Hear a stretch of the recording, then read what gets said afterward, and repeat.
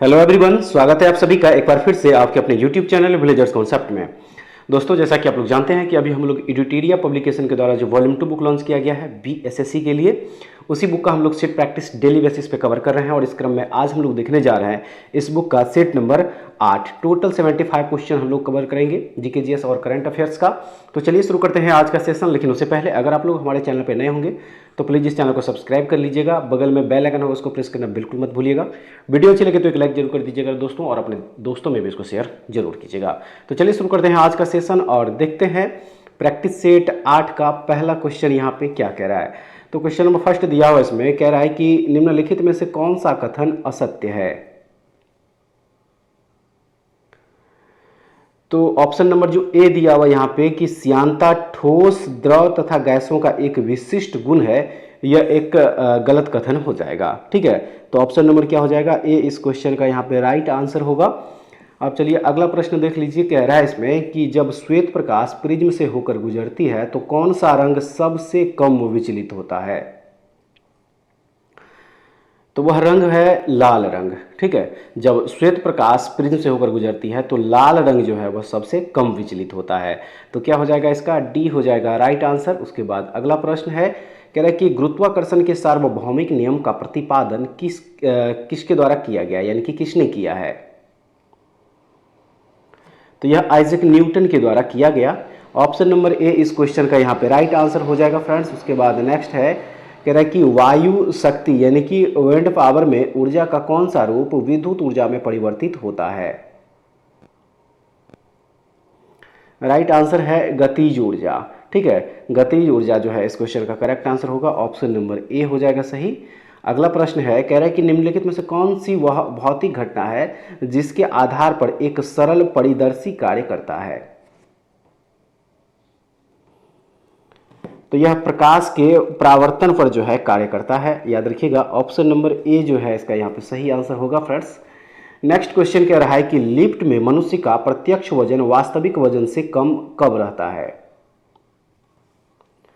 तो सही है कि जब लिफ्ट तेजी से नीचे जा रही हो। ठीक है, जब लिफ्ट तेजी से नीचे जा रही हो तब मनुष्य का प्रत्यक्ष वजन जो है वास्तविक वजन से क्या होगा, कम होगा। तो ऑप्शन नंबर क्या हो जाएगा, सी हो जाएगा इसका सही। अब अगला प्रश्न कह रहा है कि निम्नलिखित में से कौन सा कथन सत्य नहीं है। तो इसमें ऑप्शन नंबर जो बी दिया हुआ है कि पानी के भीतर बुलबुला उत्तल लेंस की भांति व्यवहार करता है, यह कथन सत्य नहीं है। ठीक है, क्या हो जाएगा इसका, ऑप्शन नंबर बी हो जाएगा सही। अब चलिए अगला प्रश्न देखेंगे। प्रश्न नंबर हो जाएगा 8 और इसमें कह रहा है कि फ्लेमिंग के दाएं हाथ के नियम का प्रयोग किसकी दिशा का पता लगाने के लिए किया जाता है। याद रखिएगा प्रेरित धारा की दिशा ज्ञात करने के लिए जो है फ्लेमिंग के दाएं हाथ का नियम का प्रयोग किया जाता है। सी हो जाएगा इसका राइट आंसर। अगला प्रश्न कह रहा है कि निम्न में से कौन सी युक्ति रासायनिक ऊर्जा को विद्युत ऊर्जा में परिवर्तित करती है, वह कौन सी युक्ति है। तो वह है बैटरी। बैटरी क्या करता है, रासायनिक ऊर्जा को विद्युत ऊर्जा में परिवर्तित करती है। बी हो जाएगा इसका सही आंसर फ्रेंड्स। नेक्स्ट क्वेश्चन कह रहा है निम्नलिखित में से कौन सा एक प्राकृतिक बहुलक नहीं है। तो इसमें से नायलॉन जो है यह एक प्राकृतिक बहुलक नहीं है। सी इस क्वेश्चन का राइट आंसर होगा। अगला प्रश्न कह रहा है कि निम्नलिखित में से कौन सा पॉलीमर नहीं है। तो कैप्रोलैक्टम जो है यह एक पॉलीमर नहीं है। ठीक है, कैप्रोलैक्टम जो है यह एक कार्बनिक यौगिक है, याद रखिएगा। तो ऑप्शन नंबर क्या हो जाएगा, सी हो जाएगा इसका सही आंसर। अब अगला प्रश्न देखेंगे। प्रश्न नंबर 12 कह रहा है इसमें कि चुंबकीय क्षेत्र की तीव्रता की इकाई क्या है। चुंबकीय क्षेत्र की तीव्रता की इकाई फ्रेंड्स टेस्ला होता है। क्या हो जाएगा इसका, ऑप्शन नंबर ए इसका यहाँ पे देखिए राइट आंसर होगा। अब अगला प्रश्न में कह रहा है कि निम्नलिखित में से कौन सुमेलित नहीं है। तो यहाँ क्लोरीन इलेक्ट्रिक बल्ब जो दिया हुआ है यह सही सुमेलित नहीं है। सी इसका राइट आंसर होगा। अब अगला प्रश्न कह रहा है कि निम्नलिखित में से किस द्रव का घनत्व सबसे कम है। तो पेट्रोल जो होता है इसका घनत्व सबसे कम होता है। सी हो जाएगा इसका सही आंसर। अब अगला प्रश्न है निम्नलिखित में से कौन सा तत्व नहीं है। तो पानी जो है यह एक तत्व नहीं है। ठीक है, क्या हो जाएगा इसका, ऑप्शन नंबर सी हो जाएगा सही। उसके बाद नेक्स्ट, निम्नलिखित में से कौन सा आवर्त सारणी का हिस्सा नहीं है। तो इसमें से गैस जो है यह एक आवर्त सारणी का हिस्सा नहीं है, बाकी धातु, अधातु, उपधातु ये सब जो है आवर्त सारणी का हिस्सा है। ऑप्शन नंबर सी इसका राइट आंसर होगा फ्रेंड्स। उसके बाद अगला प्रश्न, निम्नलिखित में किस विटामिन का रासायनिक नाम कैल्सीफेरॉल है? तो विटामिन डी जो होता है इसका जो रासायनिक नाम होता है वो होता है कैल्सीफेरॉल। क्या हो जाएगा इसका? ऑप्शन नंबर ए हो जाएगा सही। अब चलिए अगला प्रश्न देखेंगे। कह रहा है इसमें कि निम्नलिखित में से कौन पॉलीसेकेराइड्स नहीं है? तो इसमें ग्लैक्टोज जो दिया हुआ फ्रेंड्स, देखिए यह एक पॉलीसेकेराइड नहीं है, ठीक है। क्या हो जाएगा इसका? डी हो जाएगा राइट आंसर। अब अगला प्रश्न जो दिया हुआ है इसमें कह रहा है कि एरिथ्रोसाइट्स और ल्यूकोसाइट्स दोनों किसमें बनते हैं? तो यह दोनों अस्थि मज्जा में बनता है, यानी कि बोन मैरो में। क्या हो जाएगा इसका? ऑप्शन नंबर ए हो जाएगा सही। अब नेक्स्ट, निम्न में से कौन सा खनिज आंख के नेत्रपटल, कोशिका झिल्ली और प्रोटीन संरचना को स्वस्थ बनाए रखने में मदद करता है? तो वह खनिज हो जाएगा यहाँ पे देखिए जिंक। क्या हो जाएगा इसका? ऑप्शन नंबर बी जो है यहाँ पे सही आंसर होगा। उसके बाद अगला प्रश्न दिया हुआ है इसमें, कह रहा है कि पेयजल में नाइट्रेट की मात्रा अधिक होने से कौन सा रोग होता है? सही है, ब्लू बेबी सिंड्रोम होता है। ऑप्शन नंबर डी जो है यहाँ पे देखिए फ्रेंड्स राइट आंसर हो जाएगा। आइए अब देखते हैं अगला प्रश्न। देखिए फ्रेंड्स, कह रहा है इस क्वेश्चन में कि निम्नलिखित में से कौन सा एक किसी भी पाचक एंजाइम का स्त्रावन नहीं करता है? तो यकृत जो है जिसको कि लीवर कहा जाता है, यह किसी भी प्रकार के पाचक एंजाइम का स्त्रावन नहीं करता। ऑप्शन नंबर ए हो जाएगा इसका राइट आंसर। उसके बाद नेक्स्ट, इनमें से कौन संक्रामक रोग नहीं है? तो कैंसर जो है इसमें से यह एक संक्रामक रोग नहीं है। ऑप्शन नंबर सी इसका यहाँ पे देखिए सही आंसर होगा। आइए अब देखते हैं अगला प्रश्न। इसमें कह रहा है कि पैस्टिक अल्सर के लिए कौन सा जीवाणु जिम्मेदार है? तो वह है हेलिकोबैक्टर पाइलोरी। क्या हो जाएगा इसका? ऑप्शन नंबर डी हो जाएगा सही। नेक्स्ट है, निम्न में से कौन सा प्राणी द्विलिंगी प्राणी का उदाहरण नहीं है? तो इसमें कॉकरोच जो है यह एक द्विलिंगी प्राणी का उदाहरण नहीं है। डी हो जाएगा सही आंसर। उसके बाद चलिए अब अगला प्रश्न देखेंगे। देखिए फ्रेंड्स, इसमें कह रहा है कि राज्याभिषेक समारोह का विवरण निम्नलिखित में से किसमें किया गया है? सही है, इतरे ब्राह्मण में। ऑप्शन नंबर सी इस क्वेश्चन का यहाँ पे सही आंसर होगा। उसके बाद, हड़प्पा सभ्यता की निम्नलिखित स्थलों में से कौन सा स्थल अफगानिस्तान में स्थित है? सही है, सोरतुघई। सोरतुघई जो है यह अफगानिस्तान में स्थित है। बी इसका देखिए सही आंसर होगा। उसके बाद कह रहा है कि निम्न में से कौन सा तत्व धम्म में वर्णित नहीं था? सही है, संघ के प्रति आस्था जो है यह धम्म में वर्णित नहीं था। डी इस क्वेश्चन का सही आंसर हो जाएगा। अब चलिए अगला प्रश्न देखेंगे। कह रहा है इसमें 16 महाजनपदों में एक महाजनपद दक्षिण भारत में स्थित था जिसकी राजधानी थी कहां पे? सही हो जाएगा पोतन। ठीक है, पोतन जो है इस क्वेश्चन का यहाँ पे करेक्ट आंसर हो जाएगा। ऑप्शन नंबर डी हो जाएगा सही। अब चलिए अगला प्रश्न देख लीजिए। कह रहा है कि भारत में तुगलक वंश के बाद कौन सा शासक दिल्ली पर शासन किया? तो तुगलक के बाद जो है सैयद वंश ने शासन किया था दिल्ली पर। क्या हो जाएगा इसका? डी हो जाएगा राइट आंसर। और इस वंश ने 1414 से लेकर 1451 ईस्वी तक शासन किया था। 1414 से 1451 ईस्वी तक। ठीक है, याद रखिएगा ऑप्शन नंबर डी हो जाएगा। और सैयद वंश की जो स्थापना हुई थी वह खिजर खां के द्वारा, ये भी याद रखिएगा। ऑप्शन नंबर डी हो जाएगा राइट आंसर। अगला प्रश्न जो दिया है इसमें कह रहा है कि शिवाजी का छत्रपति के रूप में औपचारिक राज्याभिषेक कहाँ पर हुआ था? तो यह हुआ था रायगढ़ में। ठीक है, क्या हो जाएगा इसका? ऑप्शन नंबर ए हो जाएगा सही। उसके बाद जो नेक्स्ट क्वेश्चन दिया हुआ इसमें कह रहा है कि 1857 के विद्रोह में राष्ट्रीयता की भावना का अभाव था और यह सैनिक विद्रोह से बढ़कर और कुछ नहीं था। यह कथन किसका है? तो यह कथन था आरसी मजूमदार का। ठीक है, बी हो जाएगा इसका सही आंसर। उसके बाद, किसके सुझाव पर भारतीयों को साइमन कमीशन से बाहर रखा गया? तो यह लॉर्ड इरविन के सुझाव पर जो है किया गया था। ए हो जाएगा इसका सही। उसके बाद अगला प्रश्न है कि निम्नलिखित में से कौन एक सही सुमेलित नहीं है? तो इसमें Bhagat Singh the Indian sociologist जो दिया हुआ है यहाँ पे, देखिए यह सही सुमेलित नहीं है। ठीक है, क्या हो जाएगा इसका? ऑप्शन नंबर ए इसका यहाँ पे देखिए राइट आंसर हो जाएगा। अब चलिए नेक्स्ट क्वेश्चन देखेंगे। कह रहा है कि पाकिस्तान की स्थापना की मांग मुस्लिम लीग ने किस अधिवेशन में की थी? तो यह लाहौर अधिवेशन में जो है किया गया था 1940 ईस्वी में। ऑप्शन नंबर ए हो जाएगा राइट आंसर। चलिए नेक्स्ट क्वेश्चन देखते हैं। कह रहा है कि किस वायसराय के कार्यकाल के दौरान भारत की राजधानी कलकत्ता से स्थानांतरित होकर दिल्ली बनी? तो यह लॉर्ड हार्डिंग द्वितीय के समय में बना था 1911 ईस्वी में। ऑप्शन नंबर बी हो जाएगा इसका सही आंसर। उसके बाद नेक्स्ट क्वेश्चन है कि रैयतवाड़ी व्यवस्था सर्वप्रथम कहाँ लागू की गई? तो यह सबसे पहले मद्रास में लागू किया गया था। ए हो जाएगा इसका सही। अब अगला प्रश्न देखेंगे। कह रहा है कि अनुसूचित जाति के लिए लोकसभा की कितनी सीटें आरक्षित है? सही है, टोटल 84 सीटें।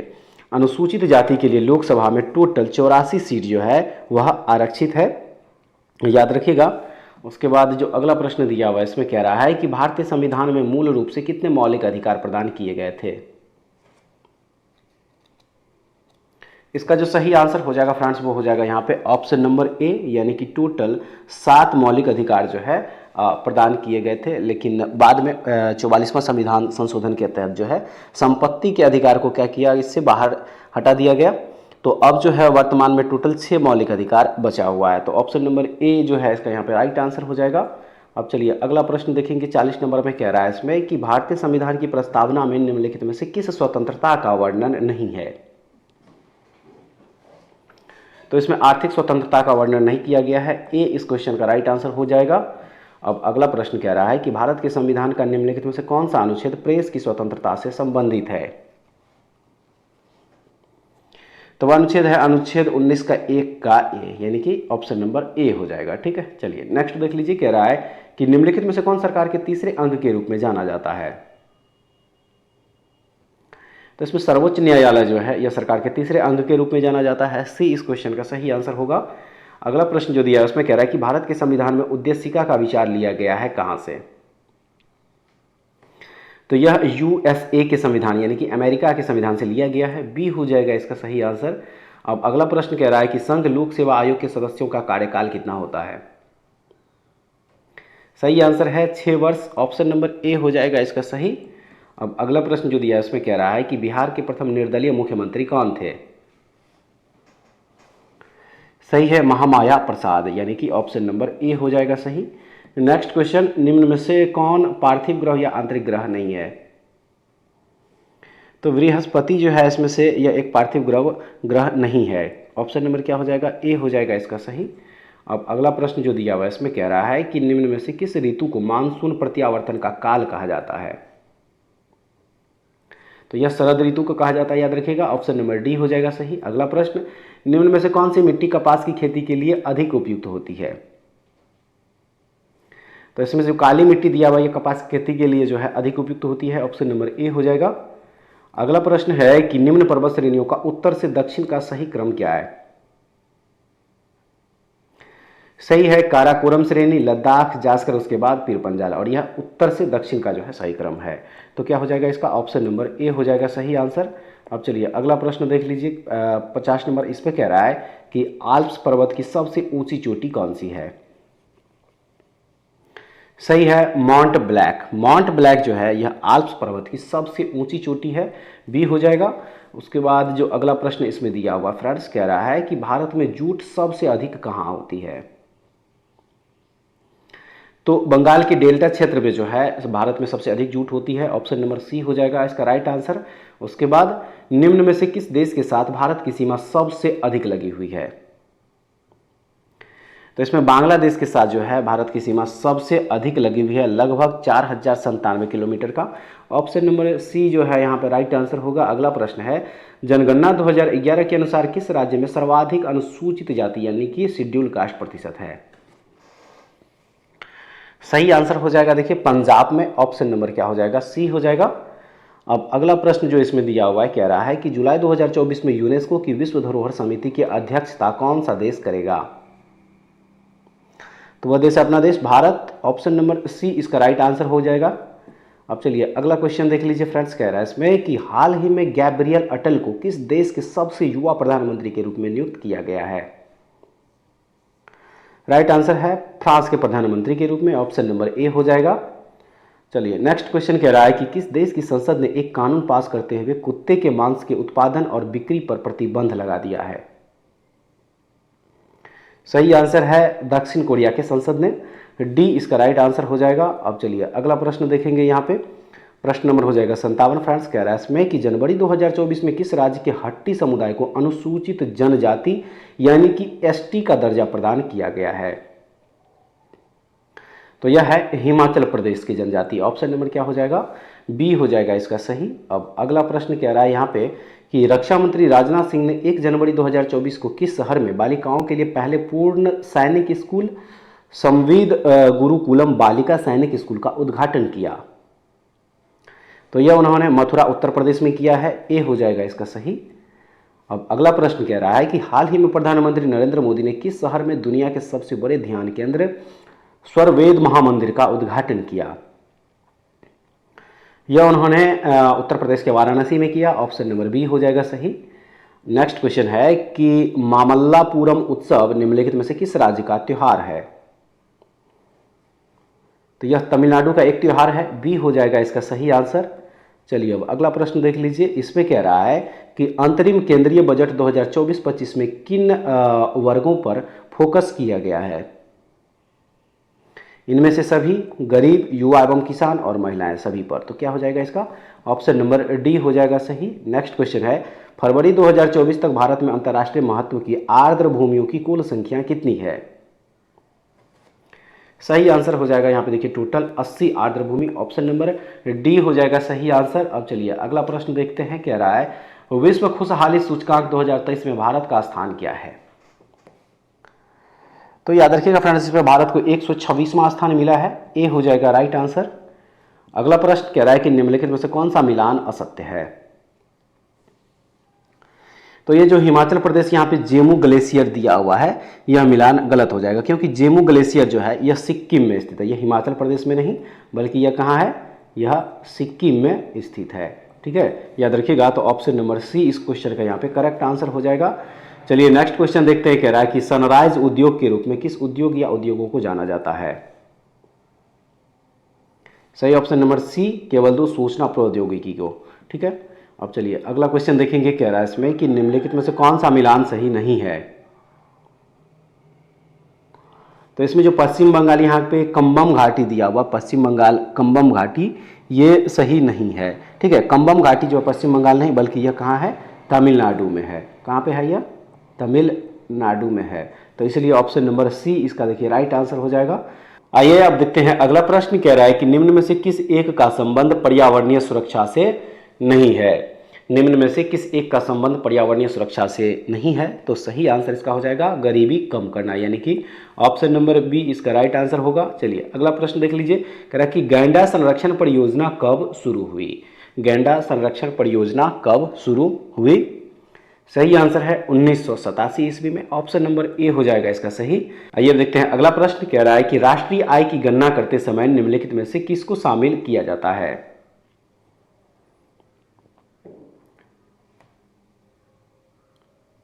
सही आंसर है चौकीदार की आय। ऑप्शन नंबर क्या हो जाएगा? सी इस क्वेश्चन का यहाँ पे सही आंसर हो जाएगा फ्रेंड्स। उसके बाद चलिए अब अगला क्वेश्चन देखेंगे। कह रहा है इसमें कि प्राथमिक घाटा एवं ब्याज भुगतान का योग निम्न में से किसके बराबर होता है? सही आंसर इसका हो जाएगा राजकोषीय घाटा, यानी कि ऑप्शन नंबर डी जो है यहाँ पे सही आंसर होगा। अब अगला प्रश्न जो दिया हुआ है यहाँ पे प्रश्न नंबर हो जाएगा देखिए 71, और इसमें कह रहा है कि पृथ्वी शिखर सम्मेलन का आयोजन किया गया था कहाँ पे? सही है रियो में, यानी कि ऑप्शन नंबर बी हो जाएगा राइट आंसर। चलिए अब अगला क्वेश्चन देखेंगे फ्रेंड्स। यहाँ पे क्वेश्चन नंबर हो जाएगा देखिए 72। कह रहा है इसमें कि सूची 1 को सूची 2 से सुमेलित कीजिए तथा सूचियों के नीचे दिए गए कूट का सही उत्तर चुनिए। सही हो जाएगा इसका ऑप्शन नंबर यहाँ पे सी हो जाएगा। ठीक है, ऑप्शन नंबर सी इसका राइट आंसर होगा। चलिए अब अगला प्रश्न देखेंगे। यहाँ पे कह रहा है इसमें कि किसे भारत का प्लास्टिक मैन कहा जाता है? राजगोपालन वासुदेवन को भारत का plastic man. Option number A. अगला प्रश्न, कीर्तिराज सिंह किस खेल से संबंधित है? सही हो जाएगा भारोत्तोलन से। ऑप्शन नंबर बी हो जाएगा। अब आइए इस बुक का, माफ कीजिएगा इस सेट का लास्ट क्वेश्चन देख लीजिए। कह रहा है कि निम्नलिखित युग्मों पर विचार करें और ऊपर दिए गए युग्म में से कौन सा सही है? ऑप्शन नंबर ए केवल 2 यहाँ पे, यानी कि अंतर्राष्ट्रीय श्रम संगठन का मुख्यालय कहाँ पे, जेनेवा में। यह बिल्कुल सही है, तो ऑप्शन नंबर ए इस क्वेश्चन का राइट आंसर हो जाएगा। तो फ्रेंड्स ये था आज का सेट नंबर 8, और आप लोग जानते हैं कि अभी हम लोग एडिटोरिया वॉल्यूम 2 बुक बीएसएससी के लिए सेट प्रैक्टिस कवर कर रहे हैं डेली बेसिस पे। उम्मीद करते हैं कि ये सेट भी आप लोगों के लिए काफ़ी महत्वपूर्ण होगा। एक बार कमेंट्स करके जरूर बताइएगा कि आज का क्वेश्चन का लेवल आप लोगों को कैसा लगा और इसमें से आप लोग टोटल कितना सही कर पाए। तो फ्रेंड्स ऐसे वीडियो पाने के लिए हमारे चैनल से जुड़े रहिए। नेक्स्ट वीडियो में एक नए सेट के साथ दोबारा फिर से मिलते हैं, तब तक के लिए जय हिंद।